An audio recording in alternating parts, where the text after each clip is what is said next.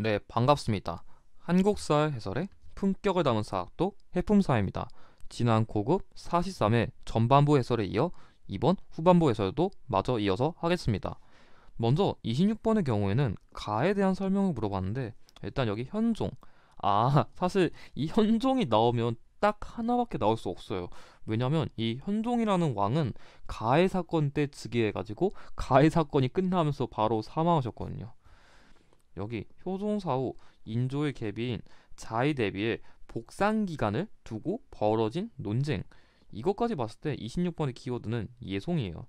제가 왜 아까 현종이 이 사건을 시작해서 이 사건으로 끝났냐고 말하면 이 1659년에 기의 예송이라고 일어났거든요. 근데 이 1674년에 그 갑인 예송이 끝나고 나서 이 현종께서 붕어하셨어요. 그래서 이걸 알아두는 게 좋고 1번 사림이 훈구의 갈등이 원인이 되었다. 이거는 사화예요, 사화. 문제 제시된 이 예송이라는 거는 사림네끼리 싸운 거지 사림이랑 훈구랑 싸운 게 아니에요. 틀렸어요. 2번 서인과 남인 사이에 발생한 전내 문제이다. 이거 맞아요. 이 당시에 이 자의 대비의 복상 기간 놓고 뭐 3년 입을까, 1년 입을까, 9개월 입을까 이런 전례 문제로 싸운 게 이 사건의 핵심이거든요. 정답이에요. 3번 북인이 전국을 주도한 시기에 전개되었다. 앞서 얘기했지만 제가 일단 현종이라 했고요. 이 북인이 활동한 시기는 사실상 광해군 때 외에는 없어요. 이 인조반정 이후에 사실상 북인은 괴멸돼 버리거든요. 역사에서. 틀렸고요. 4번 외척 세력인 대윤과 소윤의 대립으로 일어났다. 이거는 을사사화랑 관련된 키워드예요. 을사사화. 이것도 44, 14, 그 2회 때쯤 다른 것 같은데 아무튼 이거는 1545년. 시기적으로도 안 맞아요. 5번 동인이 남인과 북인으로 분열되는 결과를 가져왔다. 이거 조금 어려울 수 있는 키워드인데 이게 정철의 그 세자 건조 사건이라는 걸로 발생했거든요. 이게 뭔 사건이냐면 그 서인 출신의 정철이 선조한테 가가지고 야, 이 서희 선조님 이제 그 광해군을 세자로 책봉할 때 되지 않았나요? 하니까 선조가 화가 나가지고 야, 네가 뭔데 나한테 뭐 세자를 임명하든 말든 네가 뭔 상관이야? 그래서 정철을 처벌했는데 당시에 북인은 정철이 비롯한 서인을 처벌하자는 강경파, 남인은 아이 그래도 좀 봐주자 하는 온건파의 입장으로 당시 동인이 입장이 나눠졌거든요. 그게 이 얘기예요. 그래서 정답은 2번입니다. 자, 그럼 이어서 27번 문제 설명드리겠습니다. 밑줄은 이 왕의 업적을 물어봤는데 여기 청계천 준설 공사. 이게 조금 어려울 수 있는 키워드였는데 이걸 바탕으로 할 수 있는 게 이거 영조예요. 이게 영조의 대표적인 업적인데 이거 좀 잘 안 나오는 키워드라 좀 낚일 수는 있었지만 어쨌든 간에 옳지 않은 거를 물어봤으니까 선지 갔다가도 알 수 있어요. 1번 속대전을 편찬하여 통치체제를 정비하였다. 이건 맞아요. 문제 제시된 왕씨에 만든 그런 경국대전 이후의 세부적인 법전이죠. 일치하고요. 2번 기유약절을 체결하여 일본과의 무역을 재개하였다. 틀렸어요. 이거 광해군이에요. 영조 시기에는 이미 일본이랑 교류를 다시 했어요. 이거 1609년이거든요. 거의 이 영조 시기쯤 되는 거의 1700년대 때라 안 맞아요. 정답은 2번입니다. 나머지 분석하면 3번 동궁 문헌 비고를 가능하여 역대 문물을 정리하였다.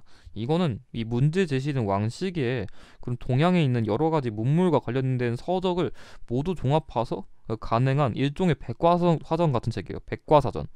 맞고요. 4번 균역법을 실시하여 균역의 부담을 줄이고자 하였다. 맞아요. 이것도. 문제 제시된 왕 시기에는 군포를 두 필에서 한 필로 줄이자. 이랬거든요. 맞고요. 5번 탕평비를 건립하여 붕당의 폐해를 경계하고자 하였다. 이게 제일 잘 나오는 키워드죠.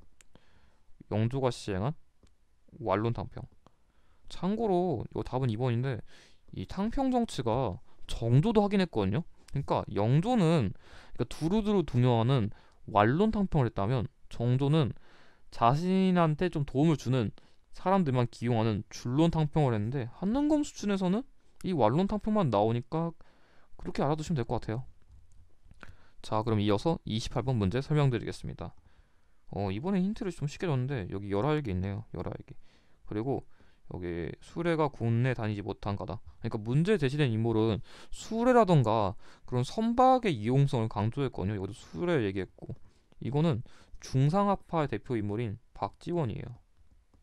이 열알기라는 거는 당시 이 박지원이 청나라를 갔다 온 이후에 저술한 그런 기행문이거든요. 그럼 옳은 거 찾으랬으니까 1번 양반존에서 양반의 위성과 무능을 풍자하였다. 정답이에요. 그 박지원은 같은 어떤 양반인데 그 양반의 그 무능과 허례를 깠거든요. 그 비슷한 사례로 이 양반존 외에도 허생전이라던가 호질이 있어요. 호질. 그러니까 허생전은 그냥 양반이 그 장사하면서 돈 버는 그런 이야기고, 이 호질은 호랑이한테 그 양반이 이렇게 물리는 그런 멍청한 모습, 그런 걸 담은 책이에요.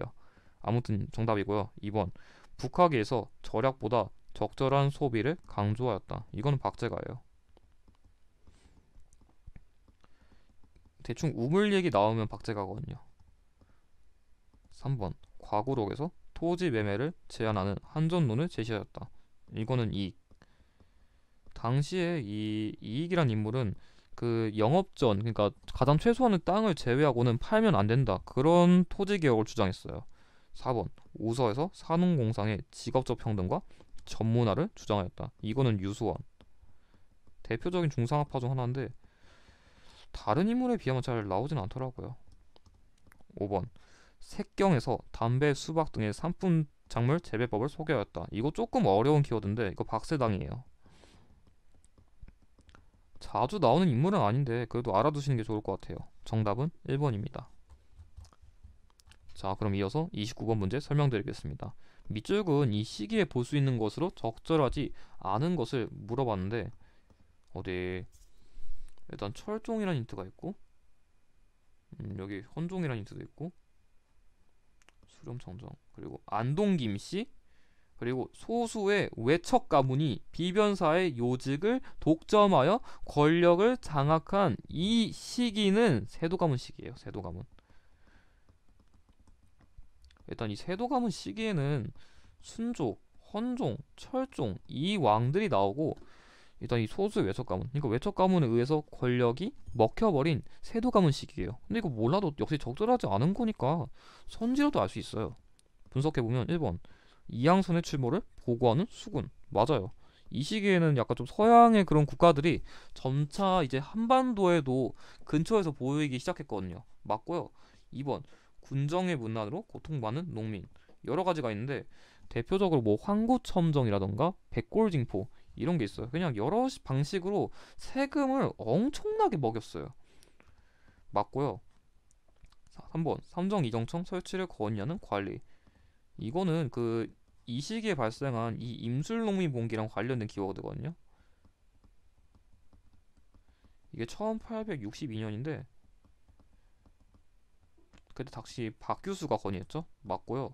4번 조선 통보를 주도하는 관청 소속 장인.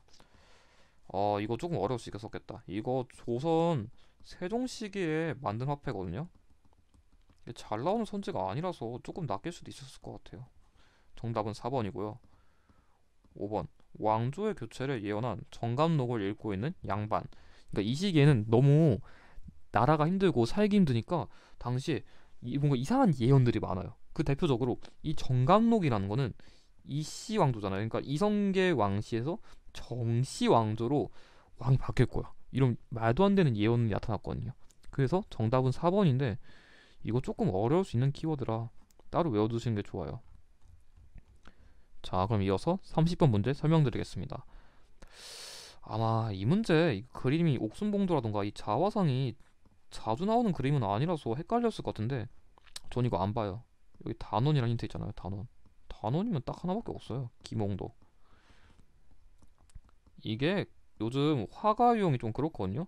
그림을 좀 어려운 걸 줘요. 좀 옛날처럼 쉬운 그림들 안 주고 좀 낯선 그림 주는데, 그래서 이 호를 외워야 돼요. 크게 김홍도는 단원, 해원, 신용복, 겸재, 정선, 그리고 백곡, 김득신 이런 거 꼭 외워둬야 돼요. 요즘 힌트 특징들이 그렇더라고요.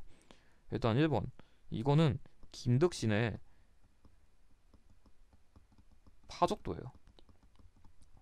당시에 좀 일상적인 그런 모습을 그린 그림이라 일단 안 맞고요. 2번, 이거는 신사임당의 초충도예요. 초충도. 그 이의 어머님의 그림이죠. 안 맞고요. 여기까지. 3번, 이거는 이게 아마 벼타작으로 기억하거든요. 당시 일상과 관련된 그림. 그러니까 김홍도는 좀 일상과 관련된 그림들이 많은데 정답이에요. 4번. 여기 이거 4번은 정선의 인왕제색도예요. 인왕제색도.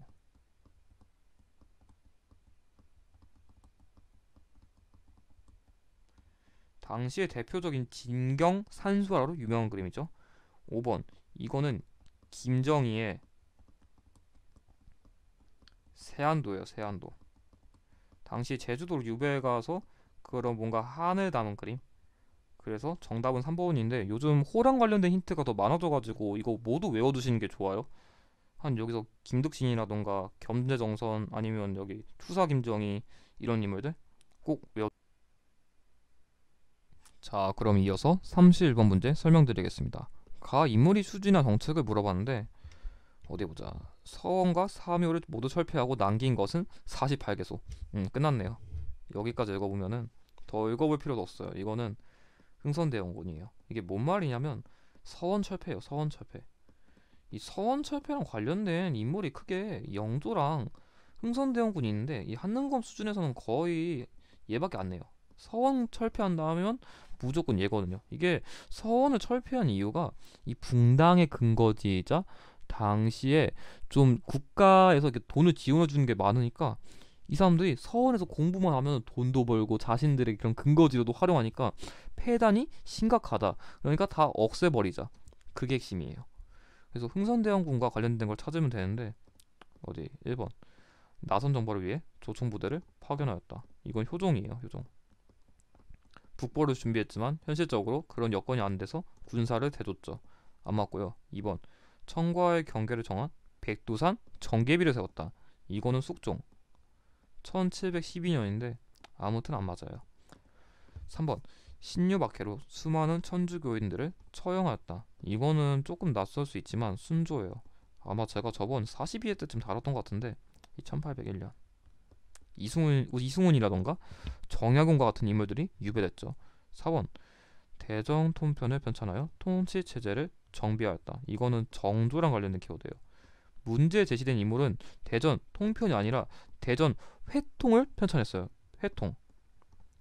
5번 환곡의 폐단을 시전하고자 사창제를 실시하였다. 이게 정답인데 이 사창제라는 거는 그냥 마을 단위로 이렇게 돈을 좀 빌려주는 방식으로 그런 제도를 개혁하자 그런 거예요. 그래서 정답은 5번인데 이거 외에도 여러 가지 정책이 있거든요. 뭐 호포제라던가 아니면 경복궁 중건이라던가 되게 많아요.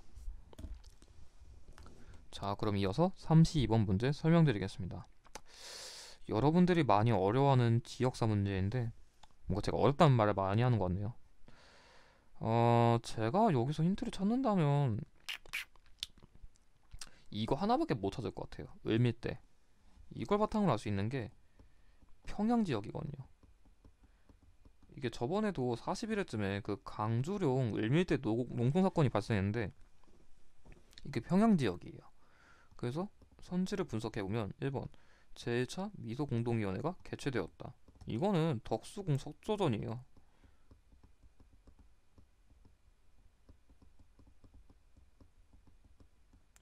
바로 답 나왔네요. 1번이에요. 이건 서울 지역이거든요. 사실상 서울. 틀렸고요.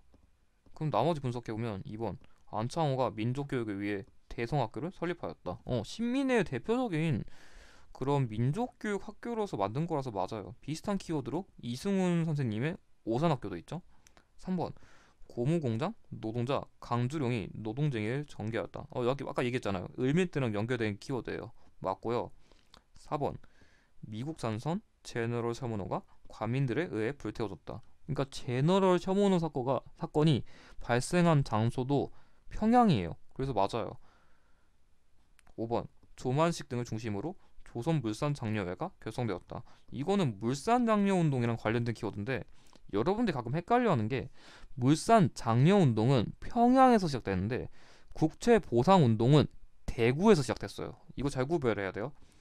그래서 이번에 그나마 옳지 않은 걸로 줘가지고 여기서 뭐 대성학교라던가 이 평양에 그 물산장려운동 이런 키워드라도 알았으면 풀 수 있었을 것 같은데 저 같은 경우도 이런 뭐 지역 다 모르거든요. 다 외우지는 못해가지고 이런 식으로 이게 대체로 이게 이런 유적지 중에서 이렇게 선지랑 연결되는 것을 요즘 많이 주거든요. 그 지역사 유형에서. 그래서 이런 식으로 매칭해가지고 푸는 방법도 있으니까 그거를 참고해서 푸는 게 좋을 것 같아요. 자, 그럼 이어서 33번 문제 설명드리겠습니다. 밑줄은 조약에 대한 거 물어봤는데 어디 보자. 신원과 구로다. 이게 정확하게 풀네임은 구로다 기요타카거든요. 그리고 작년에 일어났던 우뇨 사건을 빌미로. 우뇨 사건은 1875년이거든요. 그러니까 문제 제시된 사건은 1876년에 체결한 강화도 조약이에요. 강화도 조약. 참고로 아까 제가 여기 아까 설명했던 신원이랑 구로다 있잖아요. 이거 안 중요한 것 같은 키워드인데 나중에 또 나올 수 있어요. 이거 임을 외워둬야 돼요. 1번 방공령을 선포할 수 있는 조항을 명시하였다. 이거는 조의 통상장정.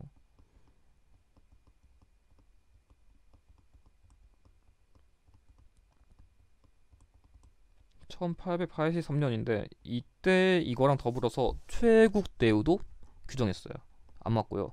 2번 메가타가 재정 고문으로 부임하는 근거가 되었다. 이거는 1차 한일 협약.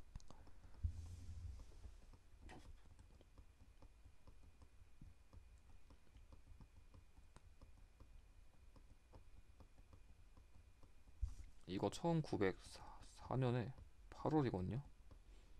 이때 메가타 외에도 스티븐스도 그때 외교 고문으로 부임했어요. 3번 외국에 대한 최국 대우를 처음으로 규정하였다. 이거 중요해요. 처음이라 했잖아요. 이건 조미수호 통상조약이에요. 그러니까 이거 가끔 수식어 때문에 헷갈리면 안 되는데 이건 처음 했다 했잖아요. 이거 처음 882년인데 그러니까 이거를 처음 규정한 거는 조미수호 통상조약이고 이후에 조의 통상 장정을 통해서 일본한테도 규정했어요. 4번 부산 외 두 곳에 개항장이 설치되는 결과를 가져왔다. 정답이에요. 이때 부산 외에도 원산이랑 인천 여기 세웠거든요. 그래서 전 부원인 이렇게 외우거든요. 이 강화도 조약의 대표적인 키워드예요. 자, 5번 고종이 헤이그에서 특사를 파견하여 부당성을 알리고자 하였다. 이거는 을사늑약과 관련된 키워드예요. 을사늑약. 이 헤이그 특사 진짜 많이 나오거든요. 한능검에서 진짜 개항기 시기에서 거의 탑 10 키워드 뽑으라면 전 이거 뽑을 것 같아요. 이거 1905년 11월인데 아무튼 정답은 4번이에요. 이 강화도 조약과 관련된 키워드로 대표적으로 나오는 게 치해법권이랑 해양증약권이랑 그리고 한국해양이거든요. 이 한국해양이랑 치해법권이 제일 잘 나와서 그 두 개 중심으로 꼭 외워두세요. 제일 잘 나오는 키워드. 자, 그럼 이어서 34번 문제 해설하도록 하겠습니다. 가에서 라카디 사건을 올바른 순서대로 나열한 걸 물었는데 이거 나빠도 어려울 것 같네요. 아마 이번 회차의 가장 고난도 문제 중 하나가 아닐까 싶은데 일단 가해 사건의 경우에는 여기 힌트 있네요. 통리기 무함은. 이거는 사실 연도를 알아두는 게 좋아요. 1880년. 이게 개화정책의 총괄기구거든요.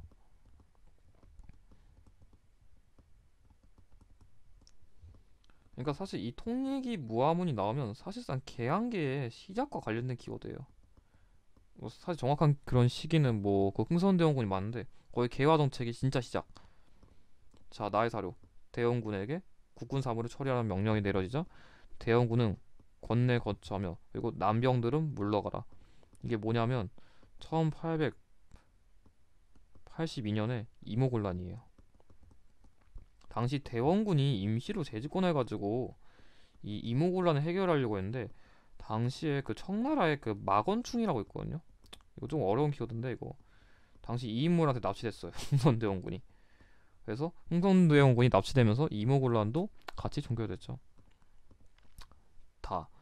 민영이 우영사로서 우정국 낙선연에 참가하여 여기 뭐 흉도 여러 명이 휘두른 칼에 맞아 당상 위로 돌아다 쓰러졌다는데 이게 뭐 말이냐면 그냥 갑신정변이에요. 1884년에 이거는 그 우정총국에서 정변을 일으킨 걸 얘기하는 거예요. 사료 자체가. 이 우정국이라는 키워드를 주목하는 게 좋았어요. 여기 우정국. 잘라. 여기 영국 총영사 아스톤에게 거문도를 점거한 지 3개월이 경과했다. 아, 이거는 1885년에 거문도 불법 전공 사건이에요. 당시 러시아의 남하를 견제하기 위해서 영국이 우리나라의 거문도를 불법으로 점령했죠. 그래서 순서는 가나다라 1번이에요. 이 문제는 연도도 꼼꼼히 내가지고 까다로울 수 있었는데 각 사료에서 어떤 사건을 의미하는지 파악하는 게 제일 중요했어요.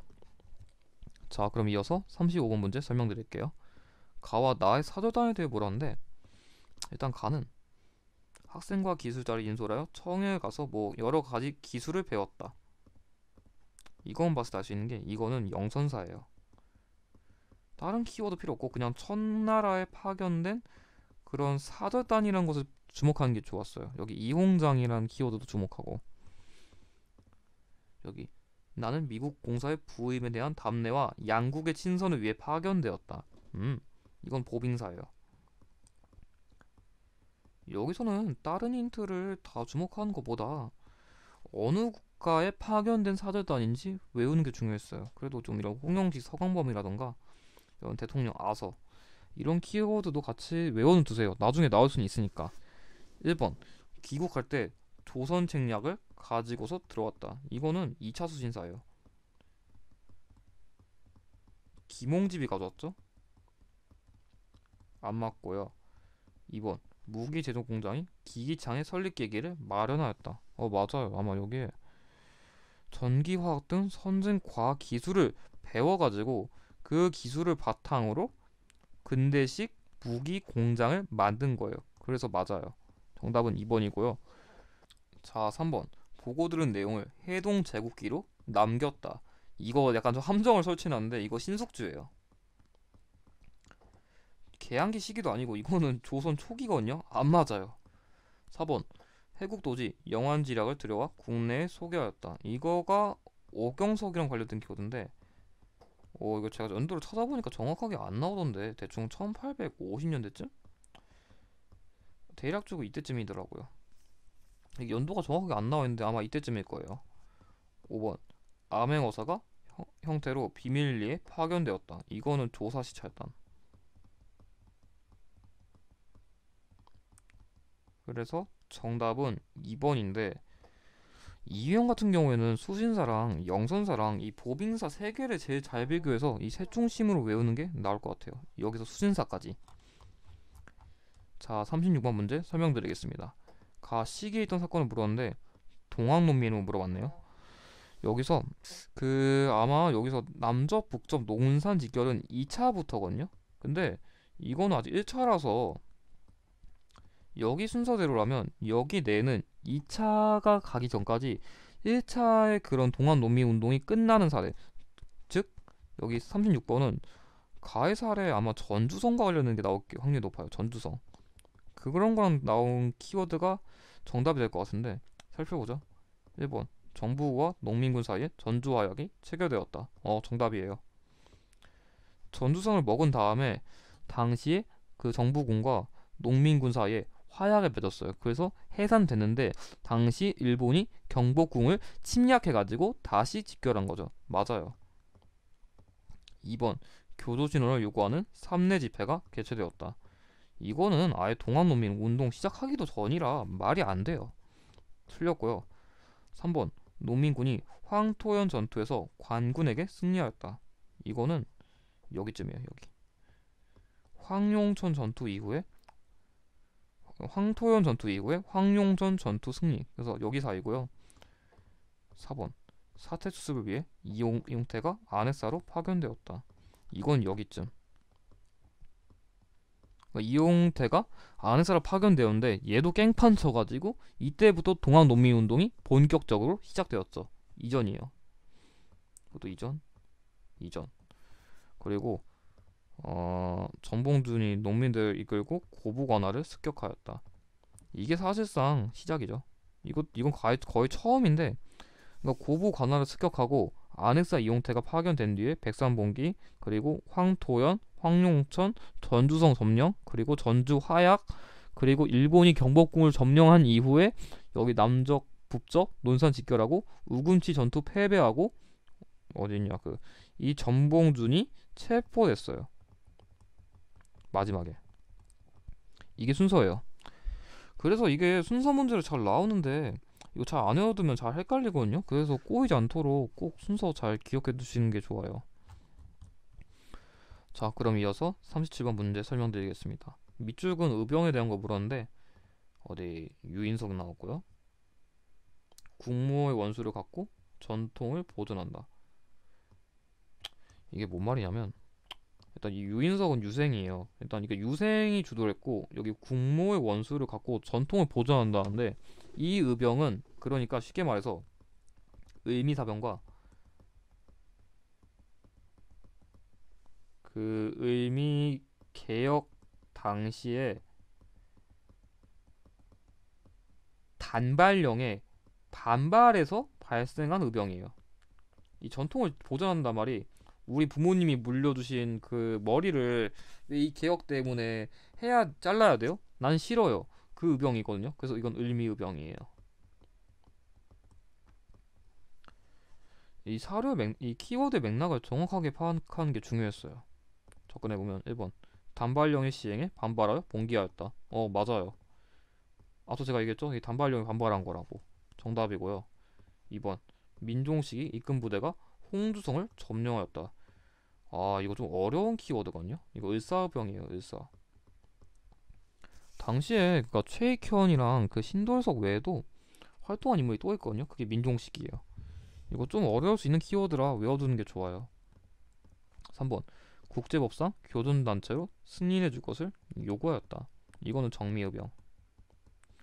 당시 좀 국제전으로 좀 확장을 시키고 싶은 그런 게 있었죠. 나름대로. 국제적으로 승인을 받고 싶어 했죠. 정확하게. 의병부대가 연합하여 서울 진공작전을 전개하였다. 똑같아요. 정미의병이에요. 당시 정미의병의 대표적인 작전이죠. 5번 조선총독부에 국권 반환 요구서를 제출하고자 하였다. 이거는 독립의군부. 이거는 그 일제감정기식의 임병찬을 대표로 한 단체죠. 그래서 안 맞아요.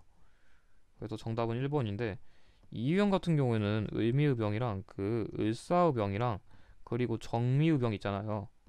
이 정미, 을사 그리고 을미의병 이 셋 중심으로 각 의병을 이끈 대표 인물과 어떤 특징들이 있는지 그거를 잘 외워두시는 게 좀 풀이에 도움이 될 것 같아요. 자, 그럼 이어서 38번 문제 설명드리겠습니다. 가 단체 활동을 옳은 걸 물었는데 아마 이 문제가 좀 키워드가 독특했어요. 여기서 도약소의 잡배들로 하여금 광화문 밖에 내고 조방 및 큰 길가에 임명서를 붙이고 여기 박정희 대통령으로 윤치호를 부통령을 이상대 내분 대신해서 나라 체제를 공화정치 체제로 바꾸려고 꾸며서 폐하께 모함하고자 했다. 일단 첫 번째, 여기서 도약소의 잡배는 해상공국을 말하는 거예요. 보부상 단체. 이 보부상 단체를 이용해가지고 이 문제에 제시된 단체를 해산시키려고 했거든요. 그리고 공화정 체제를 바꾼다고 하는데 이게 뭔 말이냐면 사료가 좀 어려웠는데 쉽게 말해서 문제에 제시된 단체는 입헌 군주제를 지향했어요. 군주제. 그러니까 왕은 있는데 실제적인 권력이 없고 좀 그런 신하들 중심 그런 정치 체제 중시했는데 이 공화정이라는 거는 국민 중심이에요. 아예. 그러니까 이제 황제에 대한 그런 권력이 아예 없어요. 여기 입헌 군주제 비입에 더 없거든요. 그래서 입헌 군주제 지향했는데 공화정을 지향한다고 모함을 해서 해산된 단체는 바로 독립협회예요. 이거 사료 잘 냈어요. 조금 어렵긴 한데 키워드가 되게 중요했거든요. 그럼 독립협회랑 관련된 거니까 일단 분석해보면 1번 일본의 환무지 개강권 요구를 저지하였다. 이거는 보안해. 안 맞아요. 2번 러시아의 저령도 조차 요구에 반대하였다. 맞아요. 당시에 문제 제기된 단체는 국권 수호를 위해서 러시아의 이런 이권 침탈을 막았어요. 3번 고종의 강제퇴위 반대 운동을 전개하였다. 이거는 대한자강회.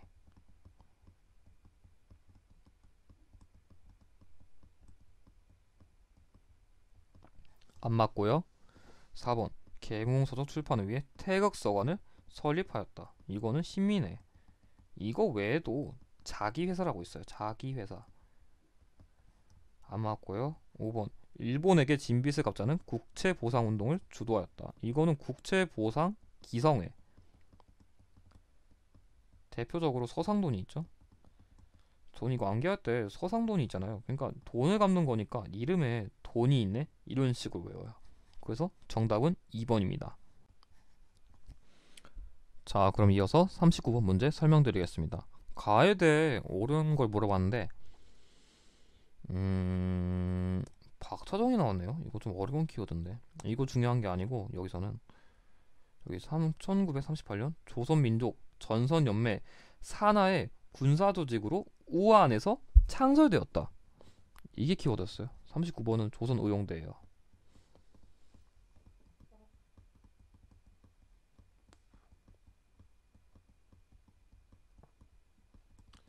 여기서 이 단체는 1937년에 만들어진 거거든요. 이것도 이게 김원봉이랑 관련된 단체인데 김원봉 이 단체의 그런 산하 조직으로서 중국의 이 우한 약간 요즘 코로나로 유명한 지역 그러니까 한코우라고도 하는데 이 지역에서 창설된 단체로서 외우는 게 중요했어요. 이 조선민족 전선연맹과 이 우한이라는 키워드가 좀 중요해요. 이건 꼭 외워두세요. 1번 총사령 양세모능의 지휘 아래 활동하였다. 이거는 조선혁명군이에요. 조선혁명군.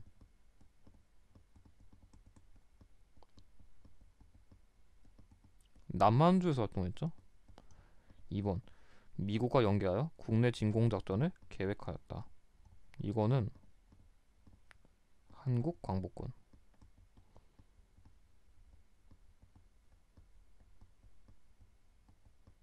역시 안 맞고요.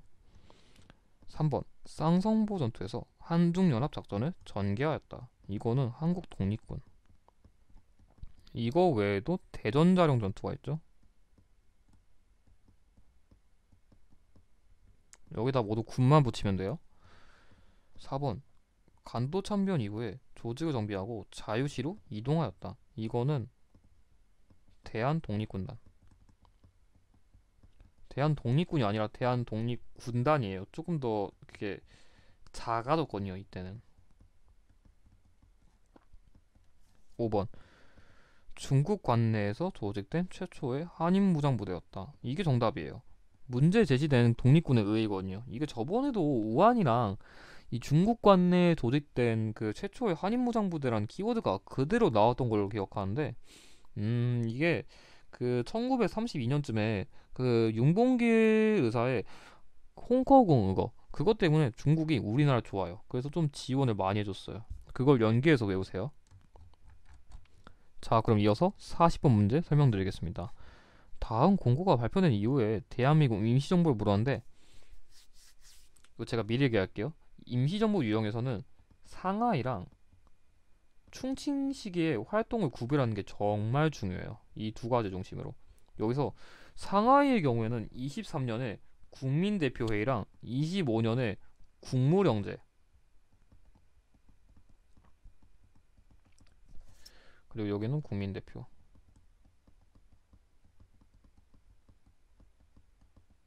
그리고 이 충칭 시기에는 그 대한민국 건국광령과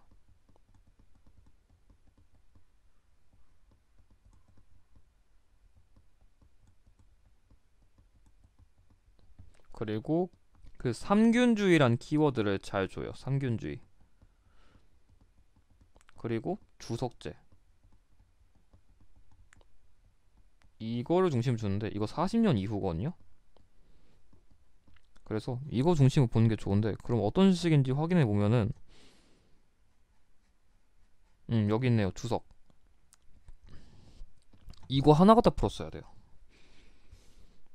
여기도 주석이라는 힌트 있는데 이 주석이라는 게 임시정부에서 언급되려면 40년 이후는 돼야 돼서 그러니까 40년 이후에 임시정부의 활동을 묻는 게 핵심이었어요. 그럼 살펴보면은 1번 파리강화에서 독립청원서를 제출하였다. 이거는 상하이 시기의 키워드예요. 거의 1919년쯤? 20년이었나? 아무튼 그래서 상하이 시기 키워드고 2번三균주의의 바탕을 둔 건국강령을 발표했다. 아까 얘기한 키워드 그대로 다 나왔네요. 정답이에요. 3번 무장투쟁을 위해 육군주만 참의부를 조직하였다. 이건 1923년이거든요. 참정신이라고 있는데 차례대로 23년, 24년, 25년이에요. 틀렸고 국민대표회의를 열어 독립운동의 방향을 논의하였다. 제가 말했죠. 이거 상하이식이라고? 안 맞아요. 5번 임시사료 편찬에 두어 한일관계 사료집을 간행하였다. 이것도 상하이예요. 상하이, 상하이, 상하이, 상하이, 충칭. 제가 이걸 왜 구별하라는지 이제 알겠나요? 이런 키워드 중심으로 나눠요. 이게 참고로 상하이식에서 활동이 끝난 거는 1932년에 윤봉기 의사의 홍커 공원을 계기로 끝났어요. 그 뒤로부터 왼쪽으로 쭉 이동했거든요. 충칭까지. 그래서 그냥 암기하지 말고 상하이랑 충칭 시기를 중심으로 외우면 좀 문제풀이에 도움이 돼요. 자, 그럼 이어서 41번 문제 설명드리겠습니다. 가의 인물에 대해 물었는데 일단 여기 대한독립군 총사령관이라는 키워드가 있고 여기 소련의 강제 이주 정책에 의해 연해주에서 중앙아시아로 강제 이주를 당했고 이게 좀 독특한 키워드인데 그의 유해 봉합 문제가 제기됐다는데 이게 뭔 말이냐면 이게 한능검이 최근 역사적 이슈를 중시하거든요. 이게 뭐냐면 문재인 정부 시기에 이 유해 봉합 문제에 대해서 국가적으로 이걸 우리가 나서서 그 홍범도 장군님의 그 유해를 이게 봉환을 하자. 그러니까 유해를 가져오자. 이거를 논의했어요. 그래서 이건 홍범도 장군님의 문제인데 여기 대한독립군이라던가 그, 그 강제 이주 이걸 통해서도 알 수 있긴 했어요. 1번 양기타 등과 함께 신민회를 조직하였다.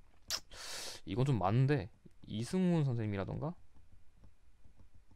안창호 선생님이 대표적이죠. 안 맞고요. 2번 광복에 대비하여 조선 건국동맹을 결성하였다. 여운형 선생님과 관련된 키워드예요. 여운형. 안 맞고요. 3번 봉오동 전투에서 일본군을 상대로 승리를 거두었다. 맞아요. 아까 여기 했던 그 대한 독립군과 연결되는 키워드예요. 정답이고요. 4번 독립군을 양성하기 위하여 신흥 강습소를 설립하였다. 이건 제가 저번에도 얘기했었는데 그 이씨 형제 기억하세요? 이씨 형제 이회영, 이동영, 이상용 이 세 인물이 제일 잘 나오는데 그이 사람들 돈이 많아가지고 여기 서간도에다가 독립군 양성을 위한 돈을 지원해줬다. 그렇게 배우시면 좋아요. 5번 독립과정을 정리한 한국 독립운동 지열사를 저술하였다. 이거는 박은시 선생님. 그래서 정답은 3번인데 앞서 제가 얘기했지만 이 요즘 이게 뉴스 치면 나올 거예요. 그 홍범도 장군님 그 유해 봉환 이렇게 치면 뉴스 나오는데 이런 최근 역사적 이슈를 한능검에서 많이 반영해가지고 이런 힌트도 받으면 좋아요. 자, 그럼 이어서 42번 문제 설명드리겠습니다. 밑줄근 운동을 물었는데 순종의 인산일 그리고 중앙고보생 이거는 별로 어렵지 않네요. 60만세 운동이에요. 고종의 인산일은 3.1운동 순종의 인산일은 60만세 운동. 그럼 선지 분석해보면 1번 미스알 협정이 체결되는 배경이 되었다. 이 60만세 운동은 1926년이에요. 근데 이거는 1925년이에요.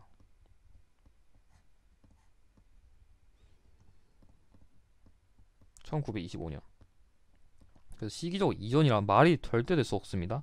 2번 신관회가 조사단을 파견하여 지원하였다. 이거 잘 낚이는 선지인데 60만 세 운동이 아니라 광주 학생 항해 운동이에요. 헷갈리지 마세요.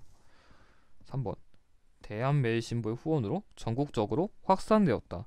이거는 1907년이잖아요. 근데 일제감정기 들어와서는 사실 끝났어요. 우리 일제감정기 묻는 거지 그 구한말식이 묻는 게 아니잖아요. 틀렸어요. 4번 국내에서 민족유일당 운동이 전개되는 계기가 되었다. 맞아요. 이때 이 운동을 계기로 민족주의 계열과 사회주의 계열이 연합하는 계기점을 제공하였죠. 맞습니다.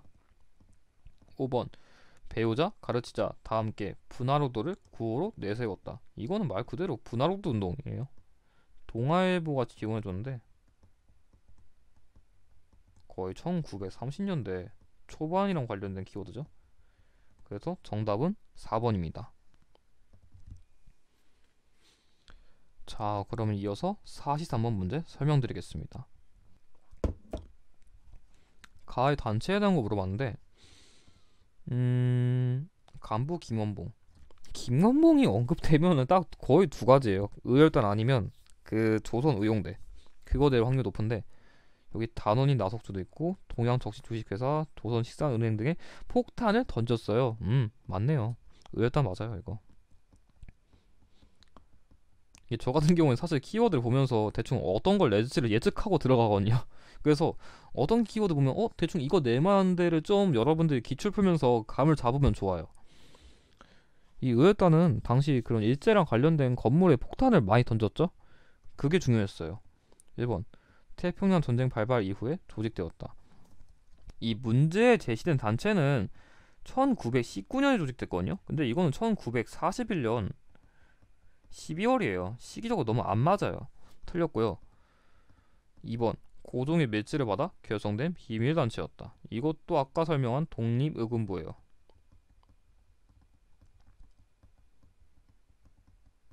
많이도 나오네요. 틀렸고요. 3번 만민공동회의로 만권신장을 추구하였다. 이거는 독립협회인데 이거 약간 좀 제가 팁을 드리면 앞서 정답이 된 단체가 있잖아요. 그러면 이건 선지 나오면 무조건 틀려요. 앞에서 나오는데 똑같은 문제 안 묻거든요. 그래서 그런 것도 주목하면 좋고요. 4번 일제가 조작한 배고인 사건으로 큰 타격을 입었다. 이거는 신민해. 1911년에 데라우치 총독 암살 모의로 인해서 해체되었죠. 안 맞고요. 5번 단원 일부가 황푸 군관학교에 입학해 군사훈련을 받았다. 이거 조금 어려운 키워드인데 이게 중국에 있는 1924년쯤에 만들어진 그런 학교거든요. 그러니까 일본은 여기에 들어가서 조금 더 전문적인 훈련을 받았어요. 그래서 정답은 5번이에요. 의열단과 관련해서 가끔씩 그 조선 혁명 선언이란 것도 나오거든요. 신채호 선생님이 작성한. 그것도 같이 외워두는 게 좋아요. 자, 이어서 44번 문제 설명드리겠습니다. 다음 영화가 처음 개봉되었다는데 무슨 영화죠? 어디 보자. 나훈규가 감독 주연을 맡은 영화. 이거는 아리랑이에요. 아리랑. 사실 이건 나훈규 보자마자 바로 나왔어야만 풀 수 있을 것 같은데 여기 단성사라는 힌트도 있거든요. 이거 좀 어려웠을 것 같아요. 이거 연도 정확하게 알아야 돼요. 1926년. 그러니까 20년대 시기에 생활상을 물어본 것 같은데 어디 보자. 1번 카푸에서 활동하는 신경아파 작가. 이게 정답이에요. 1920년대에는 이런 약간 좀 사회주의 계열의 그런 작가들이 당시에 뭔가 그런 사회를 비판하는 그런 소설? 아니 작품? 이런 거 좀 많이 남겼거든요. 좀 어려울 수 있는 키워드인데 답은 1번이에요. 2번 원각사에서 은색의 공연을 관람하는 학생. 이거는 1908년이에요. 시기적으로 이전이라 안 맞고요. 5번 유경공원에서 영어를 가르치는 미국인 교사. 이거는 유경공원이니까 1886년이거든요. 이름에서 전 유경이란 말이 있으니까 저는 그냥 이 융 따가지고 외우거든요. 아무튼 안 맞고요. 전차 개통식에 참여하는 한성전기회사 직원. 이거 키워드가 좀 섞여 있는데 이 전차 개통식이 중요한 것 같거든요. 이거 1899년이에요. 은하철도 999. 전 이런 식으로 외워요. 은하철도 999 전차. 개드립은 아니고 그냥 진짜 암기법이에요. 5번 손기정 선수의 올림픽 우승 소식을 보도하는 기자. 이거 제가 저번에 강조했잖아요. 36개 주랭랑. 1936년. 문제 제시된 건 처음 개봉된 시기니까 시기적으로 이후예요. 이후, 이전, 이전, 이전. 정답은 1번입니다. 45번 문제 설명드리겠습니다. 밑줄은 이 시기에 시행된 일제 정책을 물었는데 어디 보자. 여기 있네요. 중일 전쟁을 일으키고 이게 거의 1930년대 후반이거든요. 37년쯤인데 제가 저번에도 말했었는데 전쟁 나왔죠. 노동력을 통제한다 했죠. 자, 봐봐요. 1930년대 후반 이후는 키워드가 세 가지예요. 전쟁, 노동, 그리고 세뇌예요. 이 세 가지랑 관련된 키워드가 제일 잘 나오는데 한번 접근해 볼까요? 1번. 한국인에 하나요? 적용되는 조선 태영령을 시행하였다. 이거는 10년대. 당시 공포랑 관련된 정책이죠. 공포. 2번. 민족 자본의 성장을 억제하기 위해 회사령을 공포하였다. 똑같아요. 이것도 10년대예요. 토지조사 사업이랑 제일 잘 나오는 키워드죠. 3번. 조선사상범 예방구국령을 통해 독립운동을 탄압하였다. 맞아요. 이거 41년에 제정한 건데 당시에 그 민족운동을 아예 막아버리기 위해서 법을 더 강화한 사례예요. 조금 어려운 키워드인데 맞습니다. 4번. 식민지 교육 방침을 규정한 1차 조선교육령을 제정하였다. 이거는 11년부터 22년. 이게 시기적으로 정확하게 안 나왔는데 이때쯤이면 3차 교육령이랑 4차 교육령이 나와야 돼요.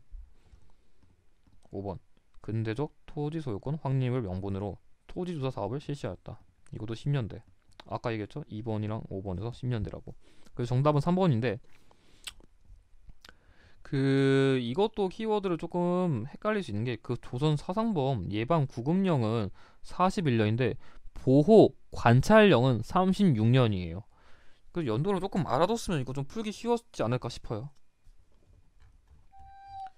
자, 그럼 이어서 46번 문제 설명드리겠습니다. 가와 나식인데 이거 제가 봤을 때 그 대한민국 정부 수립까지 역사 같거든요. 어디 보자. 무기 휴일인데 공이 38도 이부국에서 서울에 퇴퇴하도록 세계 공론의 호소. 아니다. 여기 난방만이라도 임시정부 혹은 위원회 같은 것을 조직. 이게 중요했어요. 그러니까 이게 뭔 얘기냐면 1차 미소가 결렬됐어요. 그래서 당시에 이승만 대통령께서 우리가 남한만이라도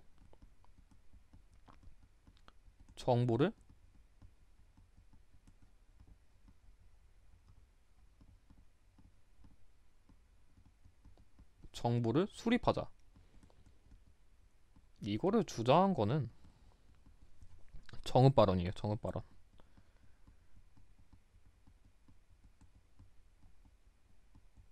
이거 거의 1946년 초반이거든요. 그러니까 정읍 발언을 이해한 게 중요했고 나는 김구 선생님이 나왔고 38도선 넘어 멀리 평양을 향하여 뭐 성원 속에 사라졌다. 사료가 좀 까다로운데 이거 남북 협상이에요.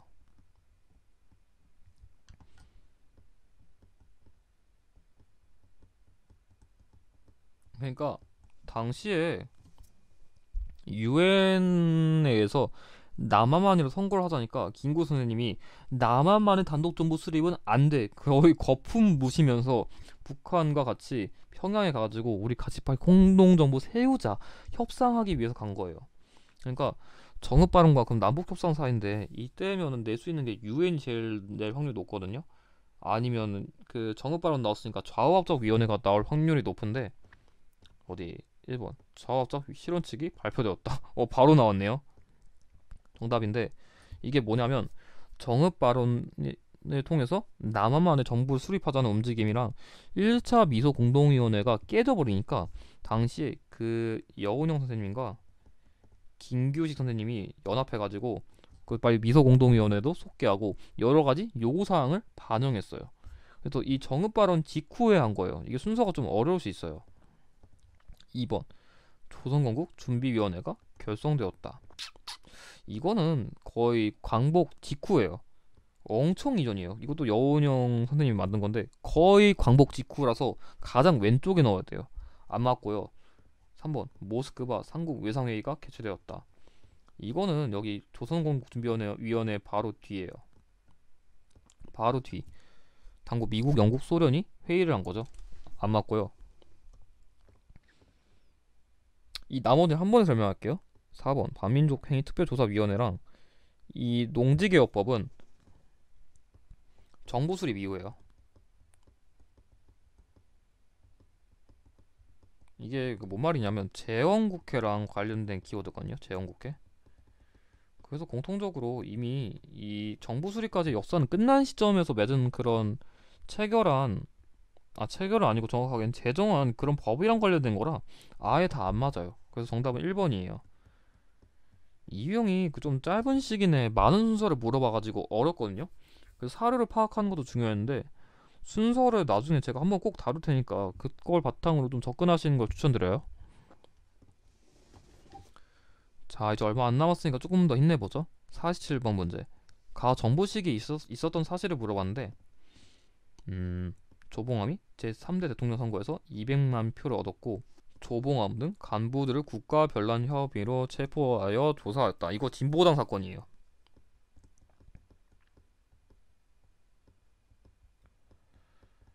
이게 제 기억이 맞으면은 연도가 1958년이거든요. 그리고 이 3대 대통령 선거는 1956년이에요. 그러니까 이게 조봉암이 점점 성장하니까 당시 이승만 정부 시기에 이 조봉암을 간첩으로 몰아가지고 여기 써있잖아요. 여기 조봉암을 간첩 협의로 없애버린 거예요. 안 좋은 사건이에요. 이것도 현대사의 아픈 비극적 사건인데 어쨌든 이승만 정부 시기에 그런 인권의 탄압과 관련된 대표적인 사건이라 할 수 있어요. 좋은 사건은 아니에요. 이것도. 1번 통일주체 군민회의 대의원이 선출되었다. 이거는 박정희 정부 시기. 70년대랑 관련된 키워드죠. 2번 농촌 근대화를 표방한 새마을 운동이 전개되었다. 똑같아요. 이거는 1970년부터. 3번 사회종화를 명분으로 삼천교육대가 설치되었다. 이거는 전두환 정부 시기랑 관련된 키워드인데 이 삼천교육대가 거의 1980년 5월쯤? 아마 80년 이것만 기억해도 될 것 같아요. 저도 달까지는 정확하게 몰라가지고. 4번 한독 전부 간의 협정에 따라 서독으로 광부가 파견되었다. 이것도 박정희 정부 시기 키워드예요. 박정희 정부 시기에는 경제업적과 관련된 게 많죠. 5번 국가개헌법, 국가보안법 개정안을 통과시킨 이른바 보안법 파동이 일어났다. 아, 이거 좀 어려운 키워드인데 그 이승만 대통령은 좀 공산주의를 정말 싫어하는 인물이에요. 그래서 그런 공산주의랑 관련된 그런 것들을 탄압하기 위한 만든 법이 국가보안법이거든요. 이게 초기에는 그거랑 관련된 그런 법을 제정한 시기가 이승만 정부 시기 키워드라 맞아요. 그래서 이거 조금 어려운 사건인데 이거 제가 좀 더 깊은 내용은 제가 블로그에다 깊게 다뤄놨으니까 거기 참고하시는 게 좋을 것 같아요. 여기서 설명하면 너무 길어질 것 같아서 영상이. 자, 그럼 이어서 48번 문제 설명드리겠습니다. 다음 사실 있었던 정부 시기의 경제 상황을 물었는데 왠지 박정희 정부 시기가 나올 확률이 높을 것 같아요. 여기 제철 일관 공정을 갖춘 포항종합 제철 공장. 맞네요. 중화공업 분야. 박정희 정부 맞습니다.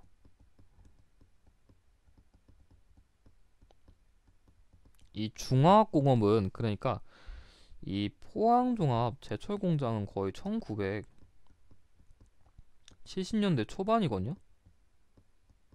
한 3년인가 4년쯤인데 이 중화공업만 봤어도 박정희 정부 시기엔 그러니까 경공업에서 중화공업 분야로 확장했거든요. 그래서 박정희 정부 시기에 그럼 경제 키워드예요. 중요한 그 사료고요. 1번 경제협력 개발기구에 가입하였다. 이거는 김영삼 정부랑 관련된 키워드죠. 2번 제3차 경제개발 5개년 계획이 추진되었다. 정답이에요. 이 말한 이 중화공업이 이거랑 연결되는 키워드라서 이건 더 설명은 안 드려도 될 것 같아요. 이게 그 얘기거든요. 사실. 3번 한 칠레 자유무역협정이 체결되었다. 이거는 노무현 정부 시기.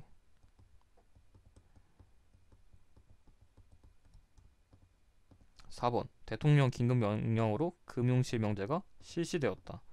이것도 김영삼 정부 시기 키워드. 당시 김영삼 정부 시기에는 좀 금융의 그런 투명한 운영과 관련된 키워드가 많아요. 5번 삼저 호황으로 물가가 안정되고 수출이 증가하였다. 이거는 전두환 정부 시기랑 관련된 키워드예요. 약간 전두환 정부 시기에 약간 경제적으로 좀 운이 좋은 그런 호전되는 상황이 많았거든요. 그게 대표적으로 이거예요. 그래서 경제가 이때 잘 발전했어요. 그래서 정답은 2번입니다. 자, 그럼 이어서 49번 문제. 민주화 운동에 대한 걸 물어봤는데, 이거 내면 4.19 아니면 5.18 아니면 6월 민주항쟁 낼 확률 높아요. 여기 광주 시민. 맞네요. 광주 시민 나온 거 보니까 여기에 계엄령 해제와 여기 야당 지도자의 석방. 광주. 이거까지 나온 거 보니까 이거는 5.18이에요. 5.18.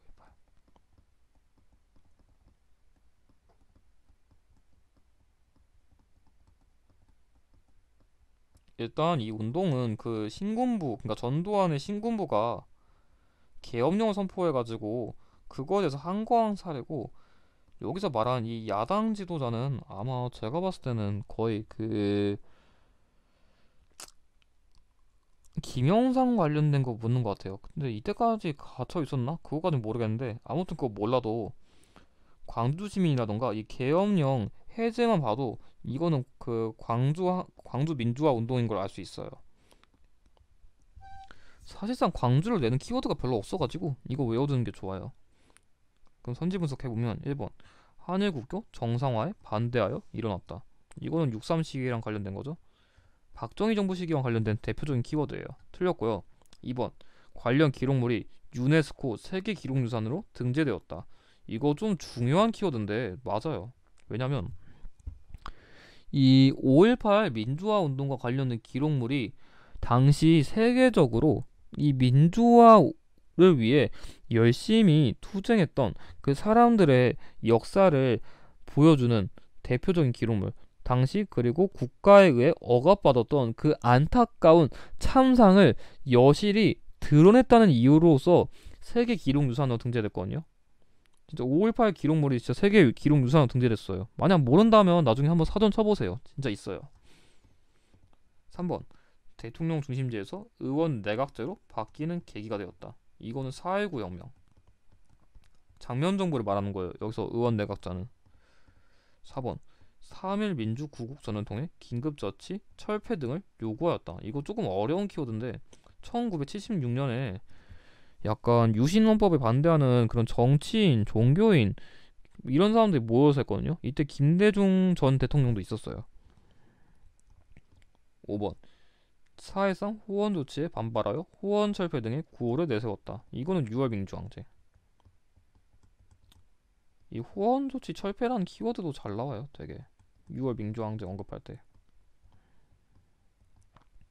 그래서 정답은 2번입니다.